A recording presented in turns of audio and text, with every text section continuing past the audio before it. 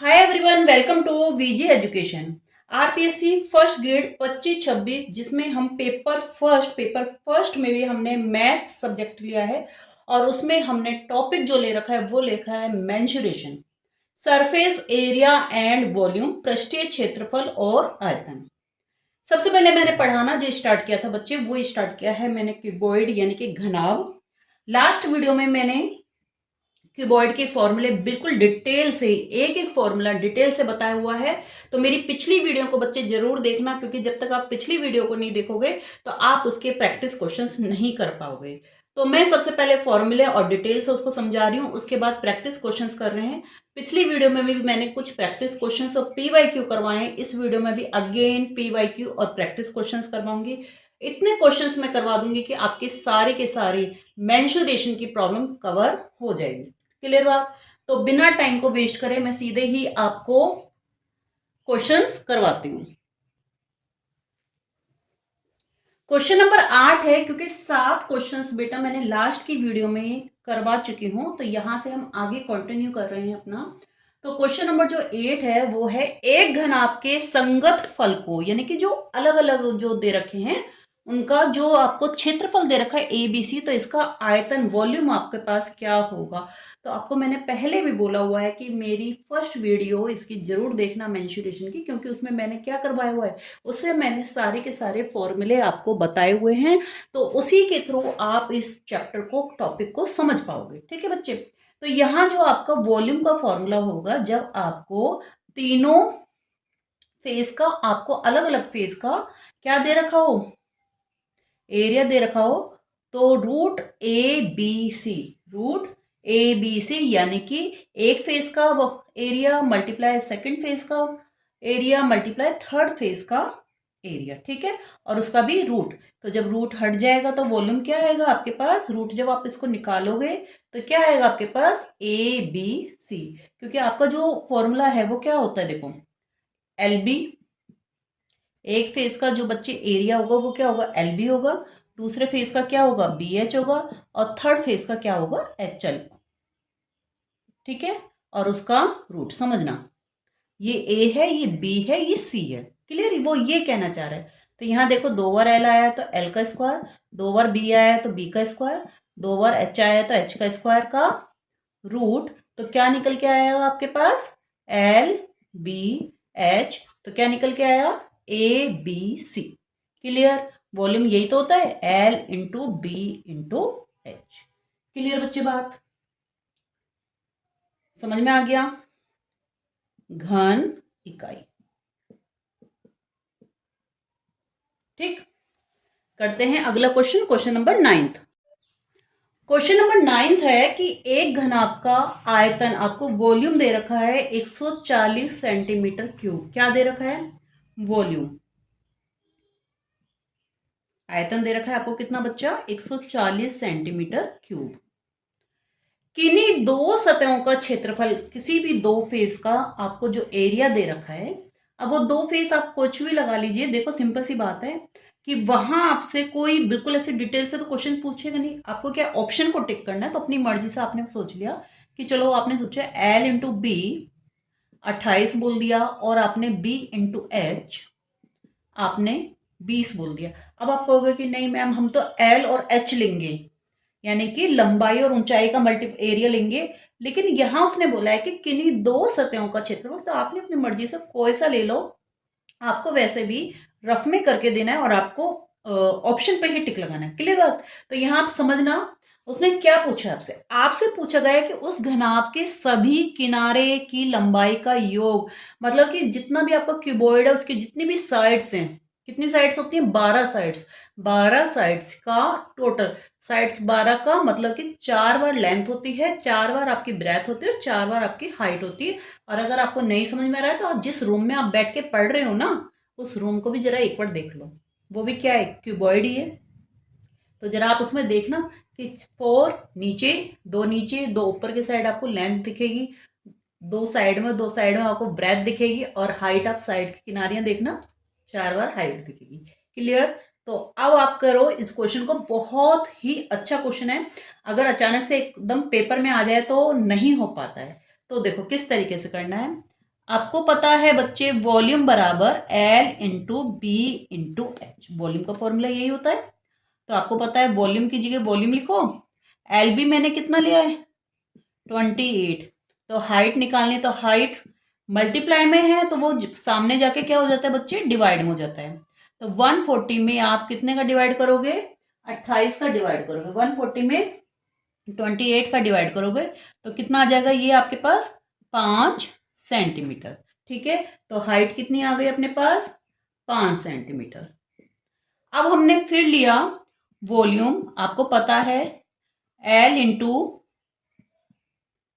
L multiply B multiply H. अब हमें पता है बी और एच हमारे पास कितना दे रखा है 20, तो हमने इससे क्या निकाल दिया, एल निकाल दी। ये देखिए, ठीक है, तो मल्टीप्लाई में होता है तो सामने जाके क्या हो जाता है, वो डिवाइड में हो जाता है। मैं आपको बिल्कुल बेसिक बात भी बता रही हूँ, क्योंकि कुछ बच्चों को बिल्कुल भी मैथ में ये समझ में नहीं आता कि हम कब साइड चेंज करते हैं तो प्लस माइनस करते हैं, कब हम उसको डिवाइड में लेके जाते हैं। तो बच्चे जब मल्टीप्लाई में होता है तो वो डिवाइड में हो जाता है, और जो साइड चेंज करते हैं प्लस माइनस का तो वो साइड साइन चेंज होता है वहां पे। ठीक है, तो एल बराबर यहाँ पे क्या आ जाएगा, कितना आ गया एल, ये आ गया आपके पास 7 सेंटीमीटर। ठीक है, एल कितना आ गया बच्चे आपके पास 7 सेंटीमीटर, और हाइट कितनी आ गई आपके पास 5 सेंटीमीटर। अब आपको क्या निकालना है, दो चीजें आपको पता ही चल गई है। अब आप क्या निकालेंगे, बी बी निकाल लेते हैं।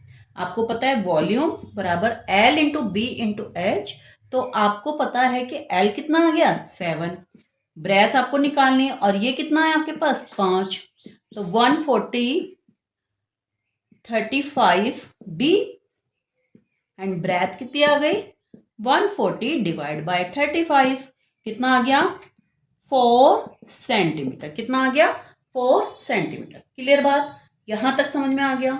ठीक है जी, कि मैम यहां तक हमको बात समझ में आ गई कि हमने तीनों साइड्स को किस तरीके से निकाला, किससे निकाला, वॉल्यूम के फॉर्मूले से निकाला। क्लियर बात।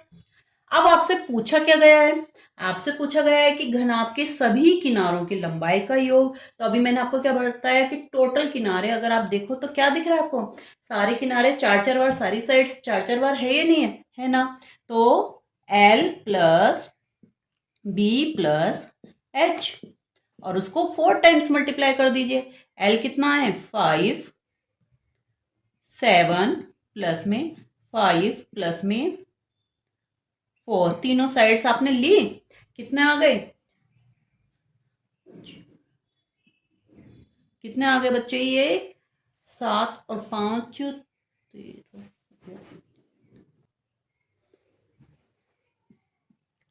16 मल्टीप्लाई 4 कितना आ गया 64 सेंटीमीटर। तो option number D is a right answer. देखो हमने किस तरीके से निकाला है, बहुत ही मोस्ट इंपॉर्टेंट क्वेश्चन आप कह सकते हो इसको, बहुत अच्छा क्वेश्चन है कि किस तरीके से आपसे पूछा गया है। कि एकदम पेपर में आ जाए तो आप लोग घबरा सकते हो, लेकिन धीरे धीरे हर स्टेप को समझोगे तब आप जानोगे कि मैथ किस तरीके से की जाती है। ठीक है, अगर आपको मेरी वीडियो अच्छी लग रही है और मेरा पढ़ाया हुआ आपको समझ में आ रहा है तो प्लीज एक लाइक बनता है, और चैनल को सब्सक्राइब जरूर करना। आपके लाइक करने से और सब्सक्राइब करने से मुझे क्या मिलता है, मोटिवेशन मिलता है। ठीक है, तो करते हैं अगला क्वेश्चन। अगला क्वेश्चन है क्वेश्चन नंबर 10। एक क्यूबॉइड के शीर्ष, शीर्ष मतलब बच्चे वर्टेक्स, कोने, शीर्ष का मतलब क्या होता है वर्टेक्स यानी कि कोने। ठीक है, किनारे यानी कि साइड्स, और फलक यानी कि फेस। ठीक है, की संख्या आपको दे रखी है, कितने दे रखी है, वर्टेक्स को v बोला इन्होंने, इसकी साइड्स को आपने क्या बोला e, और ये आपके पास फेस उन्होंने बोला f। हमसे पूछा गया है तो v minus E plus F क्या होगा।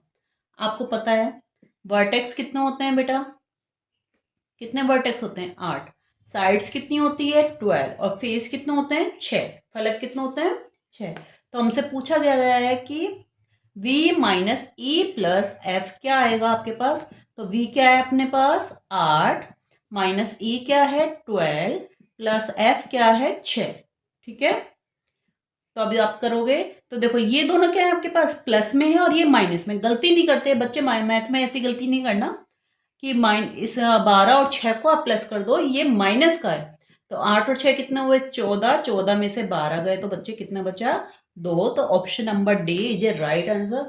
हालांकि मैं मानती हूँ कि बहुत ही सिंपल बेसिक सा है, लेकिन कई बार बच्चे को अगर ये भी नहीं पता हो कि कितनी साइड्स होती है, कितने फेस होते हैं, तो इसलिए कहते हैं ना कि बेस आपका स्ट्रॉन्ग करना बहुत जरूरी। क्लियर?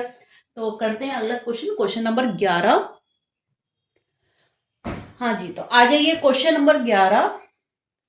एक घनाभ की लंबाई 4 मीटर, चौड़ाई 3 मीटर, ऊंचाई 2 मीटर है। तो आपको क्या क्या दे रखा है बच्चे? एल दे रखा है आपको 4 मीटर, ब्रेथ आपको दे रखी है 3 मीटर, हाइट आपको दे रखी है 2 मीटर।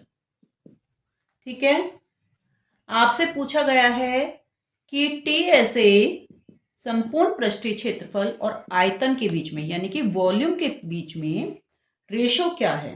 ठीक है, तो इसका मैंने लास्ट वीडियो में बताया था और अपने फॉर्मूले वाली वीडियो में बताया था कि बच्चे टीएसए और वॉल्यूम के बीच में अगर आपके पास क्वेश्चन आ जाए तो आपको बस फॉर्मूला याद करना है। क्या फॉर्मूला होता है? 2 multiply 1/L plus 1/B plus 1/H। ठीक है, तो 2 1/4 प्लस में 1/3 प्लस में 1/2, तो ये आपके पास आ गया है। इसका एलसीएम लेंगे तो ये आ जाएगा आपके पास 4 3 2 का एलसीएम लोगे तो 12, तो यहाँ आपके पास आ जाएगा 4 3 जा 3 4 जा और 2 6 जा 12, तो ये आ गया आपके पास 2 13/12, ये कट हो गया 6, तो रेशियो निकल के आया है 13/6, यानी कि 13 और 6। Option number A is right answer.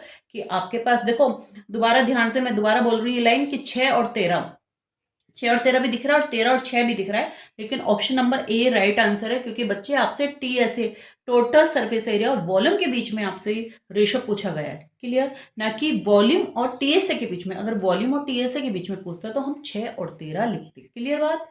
I think ये बात आपको बिल्कुल क्लियर समझ में आ गई होगी। ठीक है, तो करते हैं अगला क्वेश्चन। क्वेश्चन नंबर 12 है कि एक होज की लंबाई आपको 3 मीटर, चौड़ाई आपको 2.5 मीटर और गहराई आपको 4 मीटर दे रखी है। क्या क्या दे रखा है बच्चे आपको? एल दे रखा है 3 मीटर, ब्रेथ दे रखा है आपको 2.5 मीटर और गहराई, गहराई को आप हाइट बोल लो। हाइट मैं मानती हूँ कि ऊंचाई पे होते हैं, तो जैसे गहरा जो आप उसको बोलते हो, लेकिन अभी आपको समझने के लिए आप उसको बोल लेना एच। वो कितनी दे रखी है आपको? 4 मीटर आपको दे रखी है। इसमें कितना लीटर पानी भरा जा सकता है? तो यहाँ पर आप क्या निकालोगे? पहले तो आप ये समझो कि हमें निकालना क्या है।